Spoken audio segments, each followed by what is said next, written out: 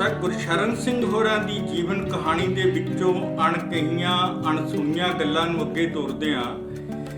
ਅਸੀਂ ਉਹਨਾਂ ਦੀ ਜ਼ਿੰਦਗੀ ਦਾ ਇੱਕ ਐਸਾ ਅਧਿਆਇ ਤੁਹਾਡੇ ਨਾਲ ਅੱਜ ਸਾਂਝਾ ਕਰਨ ਜਾ ਰਹੇ ਹਾਂ ਜਿਨ੍ਹਾਂ ਨੇ ਗੁਰਸ਼ਰਨ ਸਿੰਘ ਦੀ ਜ਼ਿੰਦਗੀ ਦੇ ਵਿੱਚ ਇੱਕ ਬਹੁਤ ਵੱਡਾ ਮੋੜ ਲਿਆ। ਬਹੁਤ ਸਾਰੇ ਲੋਕਾਂ ਨੂੰ ਅਜੇ ਵੀ ਇਹ ਸ਼ਾਇਦ ਨਹੀਂ ਪਤਾ ਕਿ ਅੰਮ੍ਰਿਤਸਰ ਜਿਹੜਾ ਗੁਰੂ ਖਾਲਸਾ ਨਿਵਾਸ ਵਾਲਾ ਘਰ ਹੈ ਜਾਂ ਅੰਮ੍ਰਿਤਸਰ ਇਹਨਾਂ ਦਾ ਜੱਦੀ ਸ਼ਹਿਰ ਨਹੀਂ ਸੀ। ਗੁਰਸ਼ਰਨ ਸਿੰਘ ਹੋਰੀ ਬੇਸਿਕਲੀ ਰਾਮਨਗਰ ਗੁਜਰਾਂਵਾਲਾ ਜ਼ਿਲ੍ਹਾ ਜਿਹੜਾ ਅੱਜ ਕੱਲ੍ਹ ਪਾਕਿਸਤਾਨ ਦੇ ਵਿੱਚ ਹੈ ਉੱਥੋਂ ਦਾ ਵਸਨੀਕ ਪਰਿਵਾਰ ਸੀ ਤੇ ਇਹਨਾਂ ਦੇ ਦਾਦਾ ਜੀ ਸਰ ਨਰਾਇਣ ਸਿੰਘ ਹੋਰੀ ਇੱਥੇ ਅੰਮ੍ਰਿਤਸਰ ਦੇ ਵਿੱਚ ਜੌਬ ਕਰਦੇ ਸੀ ਖਾਲਸਾ ਸਕੂਲ ਦੇ ਵਿੱਚ, ਤੇ ਇਸ ਕਰਕੇ ਇਹਨਾਂ ਦੀ ਰਿਹਾਇਸ਼ ਜਿਹੜੀ ਹੈ ਉਹ ਇੱਥੇ ਹੋਈ। ਤੇ ਐਵੇਂ ਇਹਨਾਂ ਦੇ ਪਿਤਾ ਜੀ ਜੋ ਮੁਲਤਾਨ ਦੇ ਵਿੱਚ ਨੌਕਰੀ ਕਰਦੇ ਸੀ, ਹੈਲਥ ਵਿਭਾਗ ਦੇ ਵਿੱਚ ਬੜੀ ਕਲਾਸ 1 ਅਫਸਰ ਦੀ ਨੌਕਰੀ ਸੀਗੀ, ਉਸ ਨੌਕਰੀ ਨੇ ਗੁਰਸ਼ਰਨ ਸਿੰਘ ਹੋਰਾਂ ਦੇ ਪਰਿਵਾਰ ਨੂੰ ਜਿਹੜਾ ਹੈ ਮੁਲਤਾਨ ਲਿਜਾ ਕੇ ਸੈਟਲ ਕਰ ਦਿੱਤਾ। ਗੁਰਸ਼ਰਨ ਸਿੰਘ ਵੀ ਉੱਥੇ ਪੜ੍ਹਦੇ ਨੇ।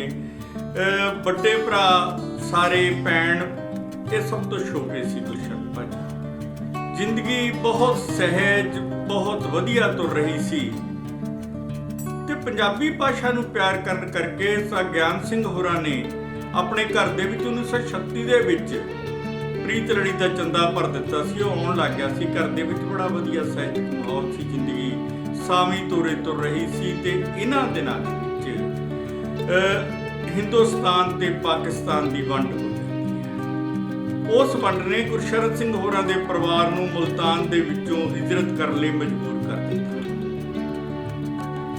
ਅਜੇ ਵੀ ਪਿਤਾ ਜੀ ਇਹ ਕਹਿੰਦੇ ਸੀ ਤਾਂ ਗਿਆਨ ਸਿੰਘ ਹੋਰੀ ਕਿ ਮੈਂ ਨੌਕਰੀ ਮੁਲਤਾਨ ਦੇ ਵਿੱਚ ਹੀ ਕਰਨੀ ਹੈ, ਬੜਾ ਵਧੀਆ ਸ਼ਹਿਰ ਹੈ, ਪਰਿਵਾਰ ਦੇ ਵਿੱਚ ਬੱਚੇ ਪੜ੍ਹ ਰਹੇ ਨੇ। ਗੁਰਸ਼ਰਨ ਸਿੰਘ ਹੋਰੀ ਆਪ ਉੱਥੇ ਅਮਰਸਨ ਕਾਲਜ ਦੇ ਵਿੱਚ ਪੜ੍ਹਦੇ ਸੀਗੇ। ਪਰ ਜਦੋਂ ਇੱਧਰੋਂ ਜਿਹੜੀਆਂ ਨੇ ਦੁਰਘਟਨਾਵਾਂ, ਕਤਲੋਗਾਰ, ਰਿਫਿਊਜੀ ਇੱਧਰ ਤੋਂ ਉੱਧਰ ਜਾਣ ਲੱਗੇ ਤਾਂ ਗੁਰਸ਼ਰਨ ਸਿੰਘ ਹੋਰਾਂ ਦੇ ਪਰਿਵਾਰ ਨੂੰ ਵੀ ਹਿਜਰਤ ਕਰਨੀ ਪਈ। ਆਪ ਉਹਨਾਂ ਦੇ ਪਿਤਾ ਜੀ ਜਿਹੜੇ ਨੇ ਉਹ ਬੇਸ਼ੱਕ ਉੱਥੇ ਹੀ ਰਹਿ ਗਏ ਕਿ ਕੋਈ ਗੱਲ ਨਹੀਂ, ਇਹ ਰੌਲਾ ਗੋਲਾ ਹੁੰਦਾ ਹਟ ਜਾਏਗਾ।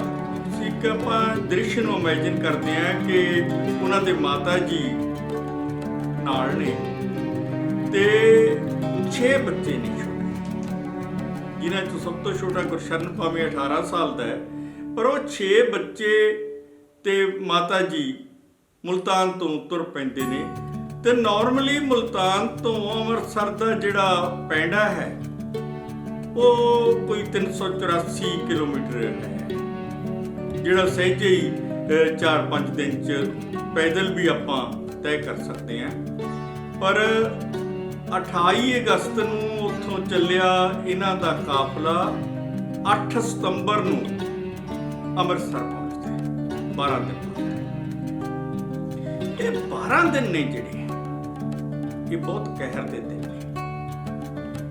ਤੁਸੀਂ ਵੀ ਸਾਰਾ ਦੇਖਦੇ ਹੋ, ਸੁਣਦੇ ਹੋ, ਪੜ੍ਹਦੇ ਹੋ ਕਿ ਉਸ ਵੰਡ ਨੇ 10 ਲੱਖ ਲੋਕਾਂ ਦੀ ਜਾਨ ਲਈ ਤੇ ਉਹ 10 ਲੱਖ ਜਿਹੜੇ ਨੇ ਥਾਂ ਥਾਂ ਤੇ ਅੱਜ ਉਹ ਦ੍ਰਿਸ਼ ਨੂੰ ਦੀ ਕਲਪਨਾ ਕਰਕੇ ਵੀ ਮਨ ਕੰਬ ਜਾਂਦਾ ਹੈ ਕਿ ਥਾਂ ਥਾਂ ਦੇ ਉੱਤੇ ਲਾਸ਼ਾਂ ਵਿਛੀਆਂ ਹੋਣ।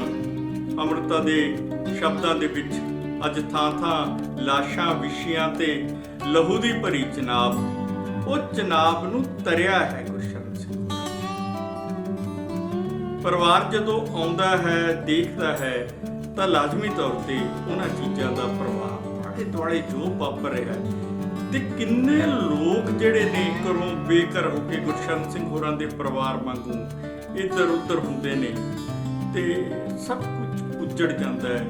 ਉਸ ਉਜਾੜੇ ਦਾ ਗੁਰਸ਼ਰਨ ਸਿੰਘ ਕਦੇ ਵੀ ਜਿਹੜਾ ਹੈ ਉਹ ਪ੍ਰਭਾਵ ਆਪਣੇ ਮਨਾਂ 'ਚੋਂ ਜਿਹੜਾ ਛਾਪ ਸੀ, ਇੱਕ ਹੁੰਦਾ ਹੈ ਕਿ ਛਪਿਆ ਹੈ, ਮੈਂ ਛਪਿਆ ਨਾਲ ਉਕਰਿਆ ਕਹੂੰਗਾ ਕਿ ਕਦੇ ਵੀ ਉਹ ਆਪਣੇ ਮਨ 'ਚੋਂ ਭੁਲਾ ਨਹੀਂ ਸਕਿਆ। ਤੇ ਜਦੋਂ ਅਸੀਂ ਗੁਰਸ਼ਰਨ ਸਿੰਘ ਹੋਰਾਂ ਦੇ ਨਾਟਕਾਂ 'ਚ ਦੇਖਦੇ ਹਾਂ ਨਾ ਕਿ ਜਦੋਂ ਫਿਰਕਾ ਪ੍ਰਸਤੀ ਦਾ ਇਸ਼ੂ ਹੁੰਦਾ ਹੈ ਤੇ ਗੁਰਸ਼ਰਨ ਸਿੰਘ ਹੋਰੇ ਬਹੁਤ ਜੋਸ਼ ਨਾਲ, ਜਿਵੇਂ 18 ਸਾਲ ਦਾ ਨੌਜਵਾਨ ਉਹਨਾਂ ਨੂੰ ਵੰਗਾਰ ਰਿਹਾ ਹੋਵੇ, ਇਵੇਂ ਵੰਗਾਰਦੇ ਨੇ। ਫਿਰਕਾ ਪ੍ਰਸਤੀ ਦਾ ਰੰਗ ਚਾਹੇ ਕੋਈ ਵੀ ਹੋਵੇ, ਇਹ ਮਾਹੌਲ ਨੇ ਇਸ ਗੱਲ ਦੀ ਗਵਾਹੀ ਦਿੱਤੀ ਹੈ, ਇਤਿਹਾਸ ਗਵਾਹ ਹੈ ਗੁਰਸ਼ਰਨ ਸਿੰਘ ਜੀ ਹੋਰਾਂ ਦੀ ਜ਼ਿੰਦਗੀ ਦਾ, ਕਿ ਉਹਨਾਂ ਨੇ ਉਸ ਤਰ੍ਹਾਂ ਦਾ ਮਾਹੌਲ ਕਦੇ ਵੀ ਜ਼ਿਹਨੀ ਤੌਰ ਤੇ ਬਰਦਾਸ਼ਤ ਨਹੀਂ ਕੀਤਾ, ਉਹਦੇ ਖਿਲਾਫ ਲੜੇ ਹੈ।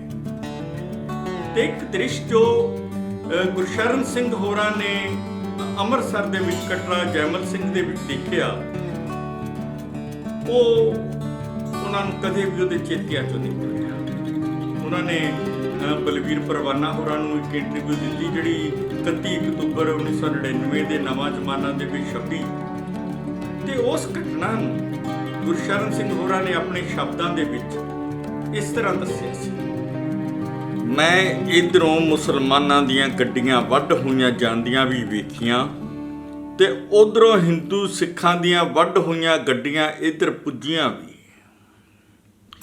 ਔਰਤਾਂ ਦੀ ਬੇਪਤੀ, ਬੱਚਿਆਂ ਦੀ ਦਰਦਨਾਕ ਮੌਤ, ਵੈਸੇ ਤਾਂ ਨੰਗਾ ਨਾਚ ਸੀ ਉਹ, ਪਰ ਫਿਰ ਵੀ ਕੁਝ ਸਨ ਜੋ ਇਸ ਵੈਸ਼ੀ ਹਨੇਰੀ ਵਿਰੁੱਧ ਸਨ, ਇਸ ਨੂੰ ਠੱਲ ਪਾਉਣ ਦੀ ਕੋਸ਼ਿਸ਼ ਵਿੱਚ।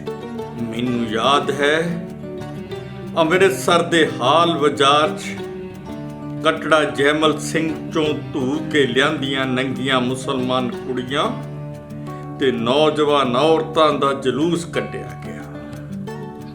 ਜਲੂਸ ਦੇ ਦੋਵੇਂ ਪਾਸੇ ਜਥੇਦਾਰ ਸਨ ਤੇ ਨਾਲ ਹਥਿਆਰਬੰਦ ਭੀੜ, ਤਮਾਸ਼ਬੀਨ ਚਟਕਾਰੀਆਂ ਮਾਰਦੇ। ਉਸੇ ਵੇਲੇ ਮੁਸਾਫਰ ਹੋਰਾਂ ਦੀ ਬੇਟੀ ਰਾਜਿੰਦਰ ਕੌਰ ਨੇ ਆਪਣੀਆਂ ਕੁਝ ਸਾਥਣਾਂ ਨਾਲ ਜਲੂਸ ਅੱਗੇ ਹੋ ਕੇ ਜਥੇਦਾਰਾਂ ਨੂੰ ਇਹ ਬੰਦ ਕਰਨ ਲਈ ਕਿਹਾ, ਪਰ ਅਸੀਂ ਕੁਝ ਵਲੰਟੀਅਰ ਵੀ ਉਹਨਾਂ ਦੇ ਨਾਲ ਸਾਂ। ਜਦੋਂ ਉਹ ਦਲੀਲ ਨਾਲ ਨਾ ਮੰਨੇ ਤਾਂ ਰਾਜਿੰਦਰ ਕਹਿਣ ਲੱਗੀ, ਜੇ ਤੁਸੀਂ 1 ਮਿੰਟ 'ਚ ਇਹਨਾਂ ਦੇ ਕੱਪੜੇ ਨਾ ਪਵਾਏ ਤਾਂ ਅਸੀਂ ਵੀ ਕੱਪੜੇ ਲਾਉਣ ਲੱਗੀਆਂ ਹਾਂ।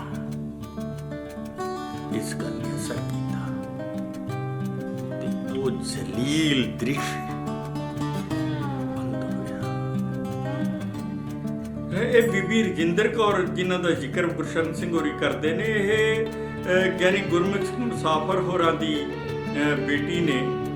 ਤੇ ਗਿਆਨੀ ਗੁਰਮੁਖ ਸਿੰਘ ਮੁਸਾਫਰ ਉਹ ਨੇ ਜਿਨ੍ਹਾਂ ਨੇ ਬਾਗੀ ਦੀ ਧੀ ਵਰਗੀਆਂ ਬਹੁਤ ਕਮਾਲ ਦੀਆਂ ਕਹਾਣੀਆਂ ਲਿਖੀਆਂ। ਉਹਨਾਂ ਨੂੰ ਬੜੇ ਅੱਛੇ ਸਾਹਿਤਕਾਰ ਸੀਗੇ, ਥੋੜੇ ਸਮੇਂ ਲਈ ਪੰਜਾਬ ਦੇ ਮੁੱਖ ਮੰਤਰੀ ਵੀ ਰਹੇ। ਤੇ ਜਿਹੜੀ ਇਹਨਾਂ ਦੀ ਭੈਣ ਜੀ ਨੇ, ਭੈਣ ਜੀ ਮਹਿੰਦਰ ਕੌਰ, ਉਹ ਵੀ ਪਿਛਲੇ ਦਿਨੀ ਸਾਨੂੰ ਸਦੀਵੀ ਵਿਛੋੜਾ ਦੇ ਕੇ ਗਏ ਨੇ। ਇਹਨਾਂ ਲੋਕਾਂ ਨੇ ਉਸ ਸਮੇਂ ਵੀ ਨਾ ਕਿ ਇਕੱਲਾ ਵਿਰੋਧ ਕੀਤਾ, ਸਗੋਂ ਜਿਹੜੇ ਖਾਲਸਾ ਕਾਲਜ ਦੇ ਵਿੱਚ ਕੈਂਪ ਲੱਗੇ ਸੀ ਰਿਫਿਊਜੀਆਂ ਦੇ, ਉਹਦੇ ਵਿੱਚ ਵੀ ਸੇਵਾ ਕੀਤੀ। ਜਿਵੇਂ ਨਹੀਂ ਤੇ ਨਾਰਮਲੀ ਕੀ ਹੁੰਦਾ ਹੈ, ਨਾਰਮਲੀ ਇਹ ਹੁੰਦਾ ਹੈ ਕਿ ਜਿਹੜਾ ਬੰਦਾ ਆਪ ਇੰਨਾ ਉਜਾੜੇ ਤੋਂ ਸਤਿਆ ਹੋਇਆ ਘਰ ਪਹੁੰਚਦਾ ਹੈ, ਉਹ ਘਰੋਂ ਨਹੀਂ ਨਿਕਲਦਾ। ਤੇ ਗੁਰਸ਼ਰਨ ਸਿੰਘ ਹੋਰੀ ਦੱਸਦੇ ਨੇ ਕਿ ਉਹਨਾਂ ਨੇ ਕਿਵੇਂ ਉਸ ਖਾਲਸਾ ਕਾਲਜ ਦੇ ਕੈਂਪ ਦੇ ਵਿੱਚ ਜਾ ਕੇ ਉਹਨਾਂ ਰਿਫਿਊਜੀਆਂ ਨਾਲ, ਸ਼ਰਨਾਰਥੀਆਂ ਦੀ ਸੇਵਾ ਕੀਤੀ। ਉਹਨਾਂ ਦੇ ਲਈ ਜੋ ਚੀਜ਼ਾਂ ਦਾ ਪ੍ਰਬੰਧ ਚਾਹੀਦਾ ਸੀਗਾ ਉਹ ਕੀਤਾ। ਮੇਰੀ ਭੈਣ ਤੇ ਮੈਂ ਖਾਲਸਾ ਕਾਲਜ ਦੇ ਸ਼ਰਨਾਰਥੀ ਕੈਂਪ ਵਿੱਚ ਸਹਾਇਤਾ ਕਰਨ ਲਈ ਜਾਇਆ ਕਰਦੇ ਸੀ ਤੇ ਮੇਰੇ ਕੋਮਲ ਮਨ ਉੱਤੇ ਉਸ ਜੀਵਨ ਦੀ ਡੂੰਘੀ ਛਾਪ ਲੱਗੀ। ਮੈਂ ਮਹਿਸੂਸ ਕੀਤਾ ਕਿ ਮਨੁੱਖ ਦਾ ਮਨੁੱਖ ਨੂੰ ਨਫ਼ਰਤ ਕਰਨਾ ਕਿੰਨਾ ਬੁਰਾ ਹੁੰਦਾ ਹੈ, ਤੇ ਇਸ ਨਫ਼ਰਤ ਦਾ ਨਤੀਜਾ ਮੈਂ ਆਪਣੀਆਂ ਅੱਖਾਂ ਨਾਲ ਦੇਖਿਆ। ਮਨੁੱਖੀ ਮੰਦਹਾਲੀ ਨੂੰ ਇੰਨਾ ਨੇੜਿਓਂ ਦੇਖ ਕੇ ਮੈਂ ਬਿਲਕੁਲ ਹੀ ਬਦਲ ਗਿਆ। ਤੇ ਇਸ ਘਟਨਾਕ੍ਰਮ ਨੂੰ ਸੁਰਜੀਤ ਹਾਂਸ ਹੋਰਾਂ ਨੇ ਬੜਾ ਖੂਬਸੂਰਤ ਤਰੀਕੇ ਨਾਲ ਆਪਣੀ ਕਵਿਤਾ ਦੇ ਵਿੱਚ ਬਿਆਨ ਕੀਤਾ। ਲੰਬੀ ਕਵਿਤਾ ਹੈ, ਆਪਾਂ ਸ਼ੇਅਰ ਕਰਦੇ ਜਾਵਾਂਗੇ। ਤੇ 2 ਬੰਦ ਜਿਹੜੇ ਗੁਰਸ਼ਰਨ ਸਿੰਘ ਦੇ ਇਸ ਦੌਰ ਨਾਲ ਸੰਬੰਧਿਤ ਨੇ ਉਹ ਵੀ ਤੁਹਾਡੇ ਨਾਲ ਸ਼ੇਅਰ ਕਰਦੇ ਹਾਂ, ਚੰਗਾ ਲੱਗੇਗਾ। ਬੱਜ ਲੜੀ ਪ੍ਰੀਤੀ ਸਨ 47 ਡਿਠਾ, ਬੱਝ ਲੜੀ ਪ੍ਰੀਤੀ ਸਨ 47 ਡਿੱਠਾ, ਜਦ ਸੁਤੰਤਰਤਾ ਬਣੀ ਕਤਲਾਂ ਦਾ ਚਿੱਠਾ। ਗੱਡੀਆਂ ਵੱਢਦੇ ਵੇਖ ਕੇ ਸੀ ਰੰਜ ਚ ਪਿੱਠਾ, ਕਰਨੀ ਕੌੜੀ ਹੋ ਗਈ ਜਿਉਂ ਹੋਵੇ ਰਿੱਠਾ। ਵੱਡੇ ਦਿਨਾਂ ਨੂੰ ਲੋਚਦਾ ਜੋ ਅਫਸਰ ਮਿੱਠਾ, ਚੱਲ ਰਫੂਜੀ ਆਮਦੇ ਜ਼ੁਲਮਾਂ ਦੇ ਮਾਰੇ। ਖਲਕਤ ਕਾਲਜ ਖਾਲਸੇ ਡੇਰੇ ਸੀ ਡਾਰੇ, ਰੋਗੀ ਬਿਰਧ ਲਾਵਾਰ ਸੇ ਆਯੂ ਦੇ ਹਾਰੇ। ਛੱਡ ਨਮਾਣਾ ਸਾਥ ਸੀ ਜਾਂਦੇ ਰਖਵਾਰੇ, ਸ਼ਰਨ ਆਸ਼ਰਮ ਖੋਲਿਆ ਉਸ ਜਾਈਏ ਵਾਰੇ। ਤੇ ਮੁੜ ਗੁਰਸ਼ਰਨ ਸਿੰਘ ਹੋਰੀ ਆਪਣੇ ਨਾਟਕਾਂ ਦੇ ਵਿੱਚ, ਆਪਣੇ ਲੈਕਚਰਾਂ ਦੇ ਵਿੱਚ, ਆਪਣੀ ਐਕਟੀਵਿਟੀਜ਼ ਦੇ ਵਿੱਚ ਇਸ ਗੱਲ ਦਾ ਤਹਈਆ ਕਰਕੇ ਤੁਰ ਰਹੇ ਲੱਗਦੇ ਹੈ ਕਿ ਜੋ ਮਾਹੌਲ 47 ਦੇ ਵਿੱਚ ਵਾਪਰਿਆ, ਜੋ ਮਾਹੌਲ ਮੁੜ ਕੇ 84 ਦੇ ਵਿੱਚ ਵਾਪਰਿਆ, ਫਿਰ 90, 92, 95, 97 ਤੱਕ ਵਾਪਰਦਾ ਹੈ, ਇਹ ਮਨੁੱਖਤਾ ਦੇ ਭਲੇ ਹਿੱਤ ਨਹੀਂ। ਕਿਉਂਕਿ ਉਹ ਮਨੁੱਖਤਾ ਦੇ ਭਲੇ ਹਿੱਤ ਨਹੀਂ ਹੈ ਤੇ ਗੁਰਸ਼ਰਨ ਭਲਾ ਕਿਵੇਂ ਖਾਮੋਸ਼ ਹੋ ਸਕਦਾ ਸੀ। ਤੇ ਇਸ ਸੁਨੇਹੇ ਨੂੰ ਅਸੀਂ ਸਾਹਿਬ ਸਿੰਘ ਦੇ ਸ਼ਬਦਾਂ ਵਿੱਚ ਵੀ ਸੁਣਾਂਗੇ ਕਿ ਗੁਰਸ਼ਰਨ ਭਾਜੀ ਦੇ ਨਾਟਕ ਇਸ ਵਿਸ਼ੇ ਤੇ ਕੀ ਸੰਦੇਸ਼ ਦਿੰਦੇ ਨੇ। ਭਾਜੀ ਗੁਰਸ਼ਰਨ ਸਿੰਘ ਤੇ 47 ਦਾ ਜੇ ਆਪਸੀ ਰਿਸ਼ਤਾ ਅਸੀਂ ਸਮਝਣਾ ਹੋਵੇ ਤੇ ਕਿਉਂਕਿ ਭਾਜੀ 1929 ਚ ਜਨਮ ਲੈਂਦੇ ਆ ਤੇ 18 ਸਾਲ ਦਾ ਇੱਕ ਗੱਭਰੂ ਨੌਜਵਾਨ 1947 ਦੇ ਵਿੱਚ ਕਿਸ ਤਰ੍ਹਾਂ ਉਹ ਸਾਰੀ ਘਟਨਾ ਨੂੰ ਮਹਿਸੂਸ ਕਰਦਾ ਹੋਏਗਾ। ਤੇ ਗੱਭਰੂ ਵੀ ਉਹ ਜਿਹੜਾ ਗੁਰਸ਼ਰਨ ਸਿੰਘ ਹੈ ਜਿਹੜਾ ਬਹੁਤ ਸੰਵੇਦਨਸ਼ੀਲ ਹੈ ਤੇ ਉਹ ਸਾਰੀ ਜ਼ਿੰਦਗੀ ਉਸ 47 ਦੇ ਪਰਛਾਵੇਂ ਗੁਰਸ਼ਰਨ ਸਿੰਘ ਦੇ ਨਾਲ ਰਹਿੰਦੇ ਆ। ਪਰ ਗੁਰਸ਼ਰਨ ਭਾਜੀ ਇੱਕ ਸਟੇਟਮੈਂਟ ਅਕਸਰ ਦਿੰਦੇ ਹੁੰਦੇ ਸੀ ਕਿ ਹਿੰਦੁਸਤਾਨ ਪਾਕਿਸਤਾਨ ਦੀ ਜਿਹੜੀ ਵੰਡ ਹੋ ਗਈ ਉਹ ਹੋ ਗਈ, ਉਹਨੂੰ ਮੰਨ ਲੈਣਾ ਚਾਹੀਦਾ। ਇਹ ਮੰਨ ਲੈਣਾ ਚਾਹੀਦਾ ਕਿ ਦੋ ਮੁਲਕ ਬਣ ਗਏ ਨੇ, ਹੁਣ ਮੁਲਕ ਇਕੱਠੇ ਹੋ ਜਾਣੇ ਚਾਹੀਦੇ ਜਾਂ ਸਰਹੱਦਾਂ ਮਿਟ ਜਾਣੀਆਂ ਚਾਹੀਦੀਆਂ। ਇਹ ਸਵਾਲ ਭਾਜੀ ਕਹਿੰਦੇ ਹੁੰਦੇ ਸੀ, ਇਹ ਸਵਾਲ ਨਹੀਂ ਹੈ। ਸਵਾਲ ਤਾਂ ਇਹ ਹੈ ਕਿ ਕੀ ਅਸੀਂ ਇੱਕ ਦੂਸਰੇ ਨੂੰ ਰਿਸਪੈਕਟ ਕਰਦੇ ਹਾਂ, ਇੱਕ ਦੂਸਰੇ ਨੂੰ ਸਪੇਸ ਦਿੰਦੇ ਹਾਂ ਤੇ ਜਿਹੜੇ ਦੁੱਖ ਨੇ ਉਹਨੂੰ ਦੁੱਖਾਂ ਨੂੰ ਦੂਰ ਕਰਨ ਦੀ ਕੋਸ਼ਿਸ਼ ਕਰਦੇ ਹਾਂ। ਸੋ ਇਸ ਕਰਕੇ ਭਾਜੀ ਗੁਰਸ਼ਰਨ ਸਿੰਘ ਉਹਦੀਆਂ ਸ਼ੈਡੋਜ਼ ਪਕੜਦੇ ਰਹੇ ਆਪਣੇ ਨਾਟਕਾਂ ਦੇ ਵਿੱਚ। ਭਾਵੇਂ ਸੋਹਣ ਸਿੰਘ ਸੀਤੋ ਦਾ ਜਿਹੜਾ ਨਾਵਲ ਸੀ ਤੂਤਾਂ ਵਾਲਾ ਖੂਹ, ਉਹਦੇ ਤੇ ਜਦੋਂ ਨਾਟਕ ਤਿਆਰ ਕੀਤਾ ਤੇ ਉਹ 'ਚ ਵੀ 47 ਦੀ ਗੱਲ ਆਉਂਦੀ ਹੈ। ਉਸ ਤੋਂ ਬਾਅਦ ਹੋਰ ਅਨੇਕਾਂ ਨਾਟਕ ਨੇ ਭਾਜੀ ਦੇ, ਜਿਵੇਂ ਭਾਜੀ ਦਾ ਨਾਟਕ ਹੈ ਬੇਗਮੋ ਦੀ ਧੀ। ਬੇਗਮੋ ਦੀ ਧੀ ਦੇ ਵਿੱਚ ਵੀ ਜਿਹੜਾ ਉਹ ਵਿਲਨ ਦਿਖਾਉਂਦੇ ਨੇ ਪਾਲਾ ਸਿੰਘ, ਤੇ ਉਹ ਕਹਿੰਦੇ ਨੇ ਕਿ ਪਾਲਾ ਸਿੰਘ ਜਿਹੜਾ ਬਾਪ ਹੈ ਉਹ 47 ਦੇ ਵਿੱਚ ਇਸ ਤਰ੍ਹਾਂ ਕੁੜੀਆਂ ਉਧਾੜਦਾ ਸੀ, ਉਧਾੜ ਕੇ ਉਹਨਾਂ ਨਾਲ ਖੇ ਖਰਾਬੀ ਕਰਦਾ ਸੀ, ਫਿਰ ਵੇਚ ਦਿੰਦਾ ਸੀ। ਸੋ ਉਹ 47 ਦੇ ਵਿੱਚੋਂ ਜਿਹੜੀ ਉਹ ਐਡੀ ਭਿਆਨਕ ਘਟਨਾ ਵਾਪਰੀ, ਉਸ ਘਟਨਾ ਦੀਆਂ ਕੰਪਲੀਕੇਸ਼ਨਸ ਕੀ ਨੇ, ਉਸ ਘਟਨਾ ਦੇ ਪ੍ਰਭਾਵ ਫਿਊਚਰ ਤੇ ਕੀ ਪੈ ਰਹੇ ਨੇ, ਜ਼ਿਆਦਾ ਕਰਕੇ ਉਹਨਾਂ ਨੂੰ ਪਕੜਦੇ ਸੀ। ਮਤਲਬ ਜਿਵੇਂ ਇੱਕ ਤੁਹਾਡੀ ਇੱਕ ਗਲਤ ਕਿਸਮ ਦੀ ਇੱਕ ਟ੍ਰੈਡੀਸ਼ਨ ਹੁੰਦੀ ਹੈ, ਉਸ ਟ੍ਰੈਡੀਸ਼ਨ ਦੇ ਵਿੱਚੋਂ ਕੀ ਪੈਦਾ ਹੁੰਦਾ, ਗੁਰਸ਼ਰਨ ਸਿੰਘ ਉਹਨੂੰ ਪਕੜਦੇ ਸੀ।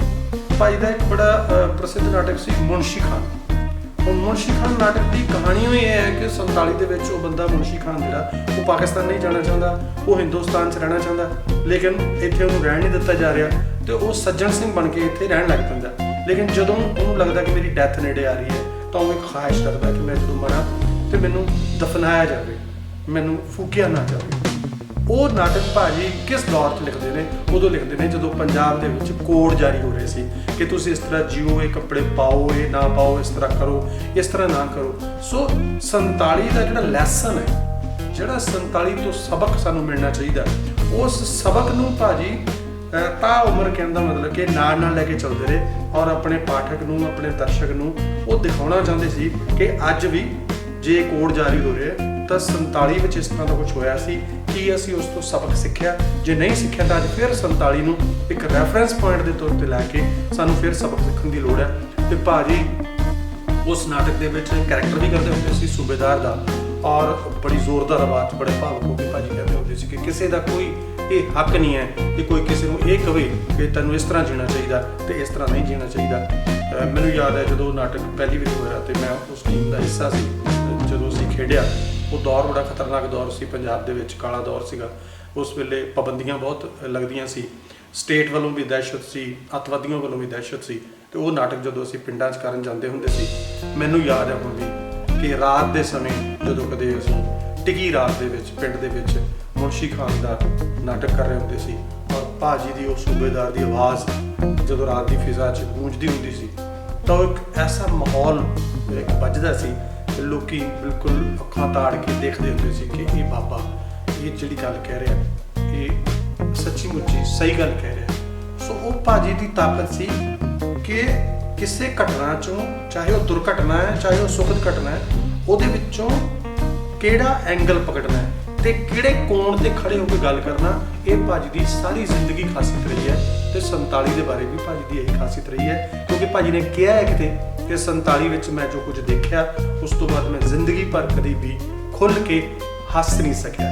ਸੋ ਉਹ ਰੋਣਾ ਉਹ ਸੰਤਾਪ ਉਹ ਦਰਦ ਭਾਜੀ ਦੇ ਅੰਦਰ ਸੀ ਪਰ ਭਾਜੀ ਨੇ ਉਹਨੂੰ ਨਾਟਕਾਂ ਵਿੱਚ ਕਿਵੇਂ ਰੂਪਾਂਤਰਿਤ ਕੀਤਾ ਇਹ ਖੂਬਸੂਰਤ ਗੱਲ ਸੀ। ਸੋ ਗੁਰਸ਼ਰਨ ਸਿੰਘ ਹੋਰਾਂ ਦੀ ਜੀਵਨ ਦੇ ਬਹੁਤ ਸਾਰੇ ਐਸੇ ਅਣਪੋਲੇ ਵਰਕੇ ਨੇ ਜਿਹੜੇ ਅਸੀਂ ਅਕਸਰ ਨਹੀਂ ਉਹਨਾਂ ਦੇ ਅੰਦਰ ਜਾਂਦੇ। ਆਓ ਉਹਨਾਂ ਨੂੰ ਤੁਰ ਅੰਦਰੋਂ ਜਾਣਨ ਲਈ ਕੋਸ਼ਿਸ਼ਾਂ ਕਰੀਏ ਕਿਉਂਕਿ